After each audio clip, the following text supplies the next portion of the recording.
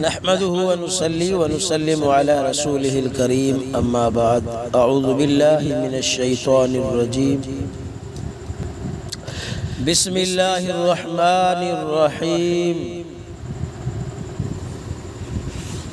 يا أيها الذين آمنوا اتقوا الله حق تقاته ولا تموتن إلا وأنتم مسلمون صدق الله العظيم۔ میرے انتہائی واجب الاحترام عزیز ساتھیوں، خواتین و حضرات، ہمارا موضوع اسلام کے نام پر ہوا پرستی اور فرقہ عثمانی کا تعاقب۔ کیپٹن مسعود الدین عثمانی کے نظریات کو بیان کرنا اور اس کی تردید کرنا یہ ہمارا اصل موضوع ہے، لیکن اس سے قبل ہم آپ کے سامنے ایک تمہیدی گفتگو کر رہے ہیں۔ جب ہماری وہ تمہیدی گفتگو مکمل ہوگی تو انشاءاللہ ہم اپنے وعدے کے مطابق وہ 14 مسائل بیان کریں گے، ایک ایک کر جن میں عثمانی اور مسلمانوں کا اختلاف ہے، اور وہ ان 14 مسائل میں علماء اسلام سے مسلمانوں سے جداگانہ رائے رکھتے ہیں۔ میرے دوستو، آپ کو معلوم ہو گیا ہوگا کہ کیپٹن صاحب نے صرف ایک آیت اور صرف ایک حدیث پیش کی جہاں قبر کا لفظ استعمال ہوا ہے، اور سینہ زوری سے کہا کہ یہاں قبر سے مراد روح کی قبر مراد ہے، اور اس کے استدلال کا حال آپ نے معلوم کر لیا کہ دھوکہ دیا، جھوٹ بولا اور پھر بھی اپنے مقصد میں ناکام رہا۔ تو معلوم ہوا کہ ان 2 مقامات کے علاوہ جہاں بھی قبر کا لفظ استعمال ہوا ہے وہاں میرے دوستو یہی زمین والی قبر مراد ہے، اور دلائل جو کیپٹن صاحب نے پیش کیے ہیں وہاں سرے سے قبر کا لفظ بھی موجود نہیں ہے۔ البتہ ان دلائل میں موت کے بعد اور قیامت سے پہلے جزا اور سزا کا ثبوت ہے، اور اس جزا اور سزا کو علماء اسلام عذاب قبر یا عذاب برزخ دونوں سے تعبیر کرتے ہیں، اور ان دونوں میں کوئی تضاد اور ٹکراؤ نہیں ہے، بلکہ ان دونوں کا اطلاق ایک ہی ہے۔ ایک سے دوسرے کی نفی سمجھنا میرے دوستو یہ حماقت اور جہالت ہے۔ ان سب دلائل سے یہ ثابت ہوا کہ عالم قبر اور عالم برزخ میں مردہ انسان کے روح اور جسم دونوں کو جزا اور سزا ملتی ہے، یعنی جزا اور سزا کا تعلق روح اور جسم دونوں کے ساتھ ہے۔ لیکن کیپٹن صاحب کی بنیادی غلطی یہ ہے کہ وہ برزخ کا لفظ دیکھ کر قبر کی نفی کر دیتا ہے، حالانکہ یہ ان کی کم عقلی ہے۔ میرے دوستو، مزید ایک آیت کا اور انکار۔ کیپٹن مسعود الدین عثمانی صاحب مردہ انسان کے مدفن اور اس کے جو رہنے کی جگہ ہے مردے کی،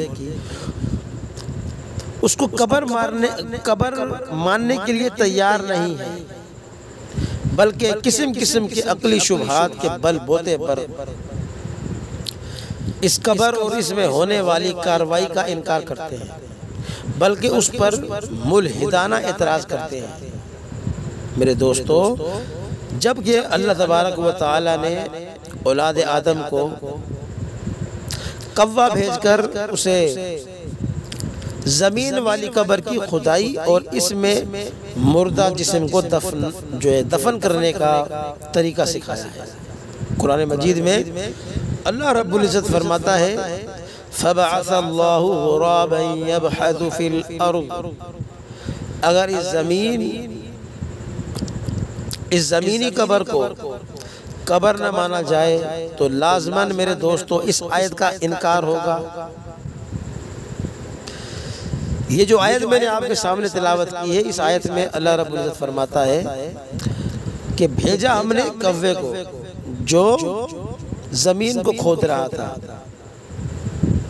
یعنی وہ انسان کو، آدم علیہ السلام کی اولاد کو یہ سکھا رہا تھا کہ اگر تمہارا کوئی انسان مر جائے تو اسے زمین میں اس طرح دفن کرو کہ زمین کو کھودو، اس کے بعد اس زمین کے اندر اپنے مردے کو دفن کر دو۔ میرے دوستو، قرآن مجید میں 50 سے زائد آیات ایسی ہیں جن سے ثابت ہوتا ہے کہ موت کے بعد اور قیامت سے پہلے مردہ انسان کو عالم قبر اور عالم برزخ میں جزا اور سزا دی جاتی ہے، اور قبر اور برزخ کی یہ کارروائی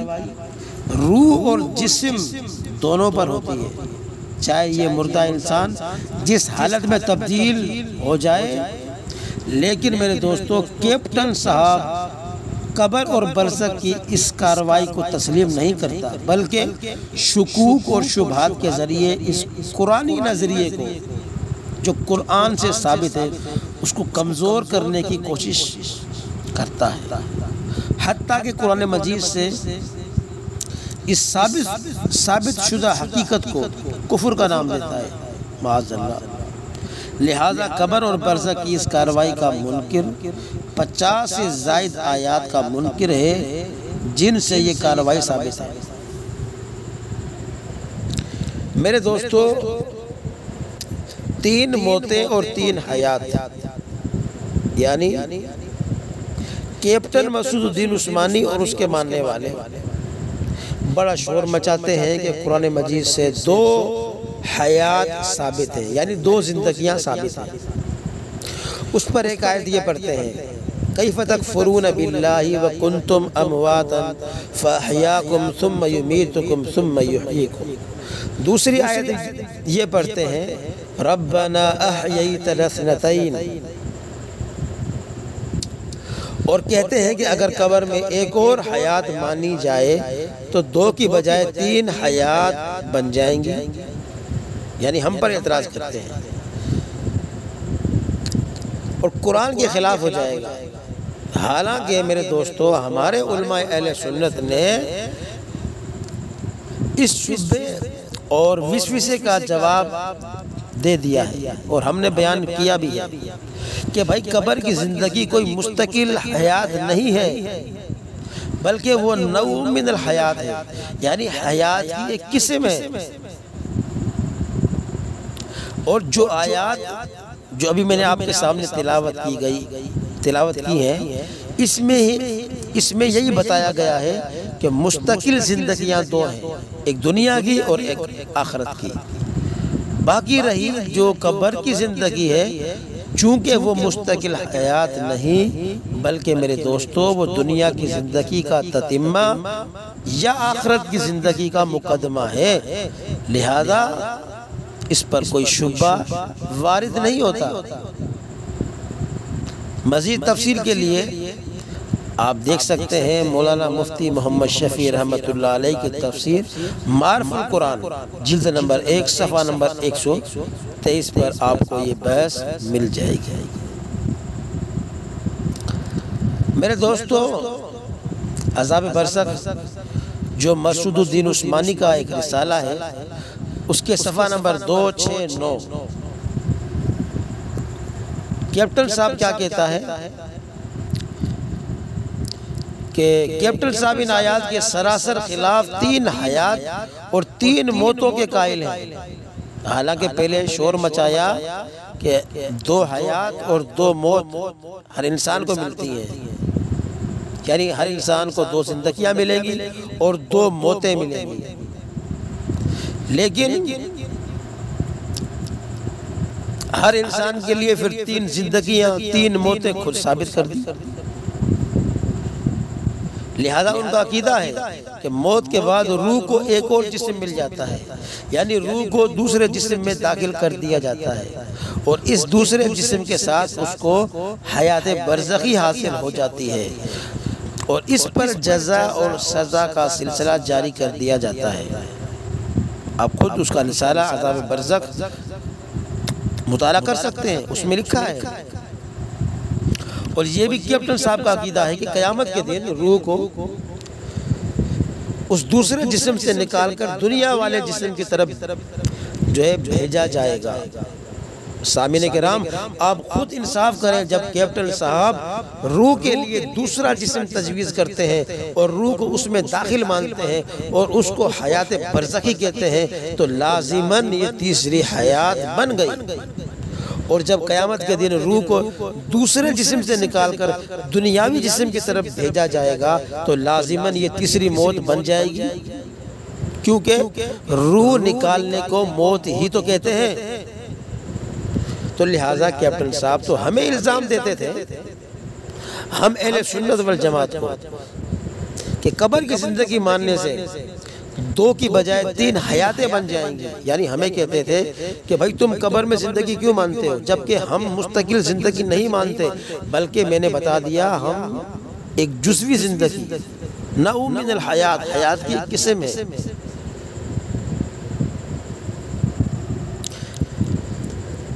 تو ہم پر الزام لگاتے ہیں کہ یہ قبر کی زندگی مان کر 2 کی بجائے 3 حیاتیں مانتے ہیں، لیکن کیپٹن صاحب کے نظریے کے مطابق 3 حیاتیں اور 3 موتیں بن رہی ہیں۔ کیا قرآن مجید کی جو آیت آپ کے سامنے تلاوت کی گئی ہیں، جن سے 2 حیات ثابت کی جاتی ہیں، اگر قبر کی حیات مانی جائے تو اس کے خلاف ہو جاتی ہیں، اور اگر برزخ میں تیسری حیات اور تیسری موت مانی جائے تو یہ خلاف آیت کے نہیں ہے۔ اور حقیقت یہ ہے کہ کیپٹن صاحب کے ماننے والے 3 حیات اور 3 موتوں کے قائل ہیں،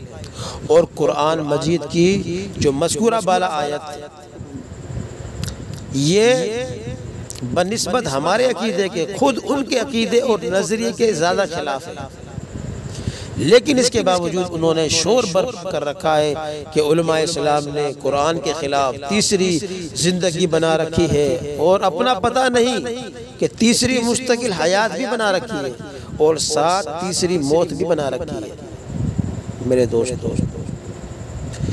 میرے دوستو تھوڑی وضاحت کر دوں آپ کے سامنے کہ ہم جو قبر میں حیات مانتے ہیں وہ حیات مستقل بھی نہیں ہے، یعنی دنیا والی زندگی نہیں ہے، بھائی ایک دنیا والی زندگی ہے۔ اس زندگی میں انسان کھاتا بھی ہے، پیتا بھی ہے، سوتا بھی ہے، کماتا بھی ہے، شادی بیاہ بھی کرتا ہے، عبادات بھی کرتا ہے، اور بھی زندگی بہت سارے کام کرتا ہے۔ لیکن جو قبر کی زندگی ہے اس میں نہ انسان کھاتا ہے، نہ پیتا ہے، نہ سوتا ہے، نہ انسان جو ہے کماتا ہے، نہ انسان شادی بیاہ کرتا ہے، وہ زندگی الگ ہے۔ بس انسان کو اتنی زندگی کا احساس ہوتا ہے کہ اس کو راحت یا عذاب محسوس ہو، یعنی جسم کا روح کے ساتھ ایک تعلق جوڑ دیا جاتا ہے کہ اگر روح کو تکلیف ہوتی ہے تو جسم کو بھی تکلیف ہوگی، اگر روح کو راحت ملتی ہے تو جسم کو بھی راحت ملتی ہے، اور یہ چیزیں احادیث صحیحہ سے ثابت ہیں۔ اب ظاہر ہے ان مسائل پر بھی جو ہے وہ شکوک و شبہات پیدا کرتے ہیں۔ میرے دوستو قبر کے جو حالات ہیں اس پر ہم ایمان رکھنے والے ہیں، احادیث میں حضور صلی اللہ علیہ وسلم نے جو بیان فرما دیا ہمارا اس پر ایمان ہے، ہم غیب پر ایمان رکھنے والے ہیں، اور اللہ نے تعریف فرمائی ہے کہ الذین یؤمنون بالغیب، جو غیب پر ایمان لاتے ہیں وہ متقی ہیں، وہ مومن ہیں۔ اور خود عثمانی حضرات کیا کہہ رہے تھے کہ اس روح کو دوسرا جسم دیا جائے گا، اس جسم کے علاوہ، دنیا والے جسم کے علاوہ دوسرا جسم دیا جائے گا، خود تیسری حیات مستقل ثابت کر رہے ہیں، جو کہ قرآن کی جو ہے قرآن کی آیت کے خلاف ہے۔ میرے دوستو تو بہرحال اللہ تبارک و تعالی ہم سب کو حق سچ سمجھنے کی توفیق عطا فرمائے۔ سامعین کرام، کراچی کا کیپٹن مسعود الدین عثمانی جو اپنے آپ کو عامل قرآن سمجھتا ہے اور علماء اسلام کو قرآن کے خلاف کہتا ہے، در حقیقت اس شخص کے نزدیک قرآن مجید قابل اعتماد ہو نہیں سکتا، کیونکہ یہ کہتا ہے کہ اصل اسلام اور قرآن پہلی صدی سے آگے نہیں بڑھا بلکہ دوسری صدی سے آج تک اتحادی اسلام چلا آ رہا ہے جس کو بعد والے لوگوں نے بنایا ہے۔ تو ظاہر ہے کہ جب دین اسلام پہلی صدی سے آگے نہیں چلا بلکہ وہی ختم ہو گیا تو دوسری صدی سے لے کر آج تک کے سب لوگ غیر مسلم ہیں جن کے ذریعے ہم تک قرآن پہنچا، اور جب ہم تک قرآن پہنچانے والے غیر مسلم ہیں اور اتحادی اسلام کے علم بردار ہیں تو ان کے لائے ہوئے قرآن پر کیا اعتماد ہے کہ آج یہ قرآن پڑھ کر لوگوں کو سنا رہے ہیں؟ تو معلوم ہوا کہ کیپٹن مسعود الدین کے نظریے کے مطابق یہ قرآن ناقابل اعتماد ہے، کیونکہ یہ لوگ کیپٹن صاحب کے نزدیک غیر مسلم تھے اور اتحادی اسلام کے علم بردار تھے، نہ کہ حقیقی اسلام کے۔ خود لکھتا ہے مسعود الدین عثمانی کہ دوسری صدی ہجری حضرت ابراہیم بن جو ادھم جن کی وفات ہے 192 ہجری میں، حضرت رابعہ بصری ان کی وفات ہے 185 ہجری میں،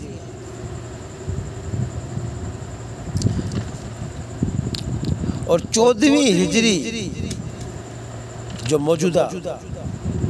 14ویں ہجری خاندان ولی الہی یعنی شاہ ولی اللہ کی جماعت، اس کے خادم یعنی جماعت علماء دیوبند کی، اور مزید لکھتا ہے کہ بریلی حضرات اور اہل حدیث یہ سارے حضرات جن کا اوپر ذکر کیا گیا یہ دین اتحاد کے علم بردار تھے، اور آج جو دین اسلام کے نام سے اس دنیا میں پایا جاتا ہے وہ انہی حضرات کا ایجاد کرتا ہے، یعنی دیوبندیوں کا، بریلیوں کا، اہل حدیث کا۔ اور جو ہے یہ کیا کہتے ہیں ابراہیم بن ادھم جو دوسری صدی کے ایک بہت بڑے بزرگ گزرے ہیں، یعنی دوسری صدی سے لے کر 14 صدی تک جتنے بھی علماء کرام آئے، جتنے بھی دین کے داعی آئے، وہ سارے کے سارے کیا تھے؟ دین اتحاد کے علم بردار تھے۔ ان سب نے مل کر دین بنایا، قرآن و حدیث کے بالکل جو ہے مقابلے میں۔ اور یہ کتاب ہے کیپٹن صاحب کی خالص پہلی قسط، گھر کے چراغ، صفحہ نمبر 85۔ یہ ساری باتیں اس میں نقل کی ہیں، اس نے لکھی ہیں۔ تو میرے دوستو آپ نے دیکھ لیا کہ کیپٹن صاحب نے دوسری صدی ہجری سے لے کر 14ویں صدی کے اکابر علماء اور بزرگان کے نام لے کر کہا کہ تمام لوگ دین اتحاد کے علم بردار تھے۔ آج جو دین اسلام دنیا میں پایا جاتا ہے وہ انہی کا ایجاد کرتا ہے۔ قرآن و حدیث سے یہ دین الگ، ممتاز اور جدا ہے۔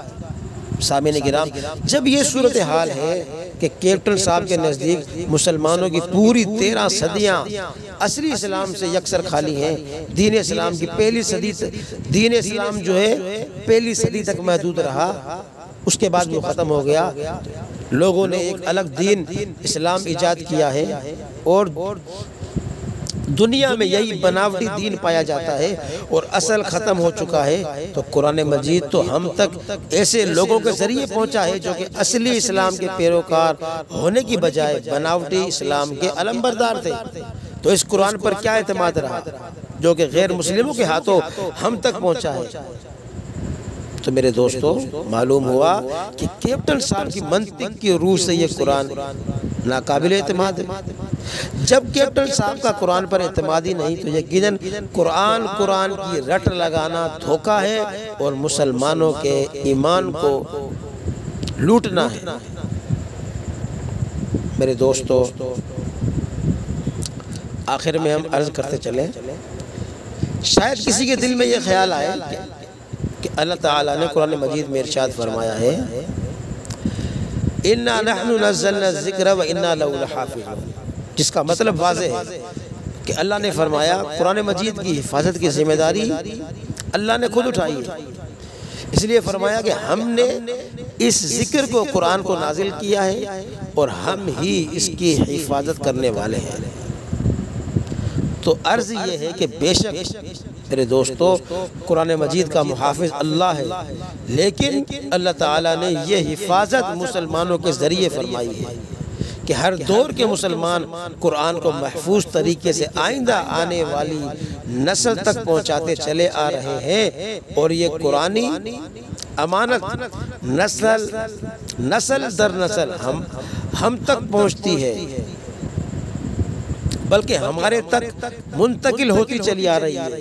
اور یہ سلسلہ میرے دوستو یوں ہی قیامت تک جاری اور ساری رہے گا۔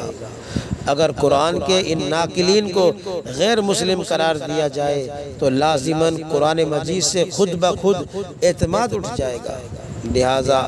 حفاظت قرآن کے لیے ضروری ہے کہ جن واسطوں سے ہم تک قرآن پہنچا ہے ان کو پکا، کھرا اور سچا مسلمان سمجھا جائے۔ اگر قرآن پہنچانے والے جو وسائل ہیں ان کو غیر مسلم اور کافر قرار دیا جائے گا تو خود قرآن سے اعتماد اٹھتا ہے۔ جس طرح بقیہ آیات قرآنی کو نقل کرنے والے ہم تک پہنچانے میں 1300 سال کے لوگ ہیں، اسی طرح اِنَّا نَحْنُ نَزَّلْنَا کو نقل کرنے والے بھی وہی لوگ ہیں۔ اگر خدا نہ خواستہ ان کو غیر مسلم تصور کیا گیا تو یہ آیت جو آپ کے سامنے تلاوت کی گئی یہ بھی ناقابل اعتماد ہو جائے گی، کیونکہ اس کو نقل کرنے والے، ہم تک پہنچانے والے اور اس قرآن کو بتانے والے بھی وہی غیر مسلم ہیں۔ تو معلوم ہو گیا کہ کیپٹن صاحب کے اس نظریے کی وجہ سے اس کے نزدیک قرآن مجید قابل اعتماد ہو ہی نہیں سکتا۔ چاہے جو ہے قرآن کو ماننے کے کتنے وہ ہزار دعوے کریں، نعرے لگائیں، بہرحال جب تک اپنے اس غلط نظریے سے توبہ نہ کرے اس کا قرآن پر ایمان ثابت نہیں ہو سکتا۔ تو میرے دوستو یہ تھی آج کی ہماری گفتگو، آپ نے سماعت فرمائی۔ اللہ تبارک و تعالی ہم سب کو قرآن کو سمجھنے کی توفیق عطا فرمائے اور قرآن پہ عمل کی توفیق عطا فرمائے۔ میرے دوستو قرآن کو سمجھنا ہے تو آپ کو صحابہ کرام، تابعین، تبع تابعین، جو 14 صدی کے اکابر ہمارے گزر چکے ہیں، جنہوں نے ہم تک دین پہنچایا، جن کی قربانیاں میرے دوستو بڑی، اور یہ عثمانی حضرات 1400 سال کے جو علماء کرام جنہوں نے اتنی خدمتیں کی، دین کے لیے مارے کھائی، جیلوں میں گئے، اپنا خون بہایا، بھوک اور پیاس کو برداشت کیا، دنیا کی ہر مصیبت کو برداشت کیا، لیکن اللہ کے دین کو دنیا کے کونے کونے میں پہنچایا۔ لیکن یہ عثمانی حضرات دین کے دشمن جو آج قرآن مجید کی آیات کو غلط رخ دے کر اس کی غلط تشریح بیان کرتے ہیں اور سادہ لوگ مسلمانوں کو گمراہ کرتے ہیں اور نعرے لگاتے ہیں کہ ہم اسلام کی خدمت کر رہے ہیں۔ یہ اسلام کی خدمت نہیں ہے میرے دوستو، بلکہ یہودیوں کو اور یہودیوں کے ایجنٹوں کو خوش کرنا مقصود ہے۔ انشاءاللہ ہماری گفتگو جاری رہے گی، مزید ہم بیان کریں گے آپ کے سامنے کہ کیپٹن عثمانی آیات قرآن کا غلط مطلب بیان کرتا ہے۔ انشاءاللہ ہم مزید آپ کے سامنے بیان کریں گے۔ آج کی مجلس کے اندر انشاءاللہ اتنا ہی کافی ہے۔ اللہ تبارک و تعالی سے دعا ہے کہ اللہ رب العزت مجھے حق سچ کہنے کی توفیق عطا فرمائے۔ اللہ پاک ہم سب کو حق والی جماعت کے ساتھ وابستہ رکھے۔ وما علینا الا البلاغ المبین۔ صدق اللہ العظیم۔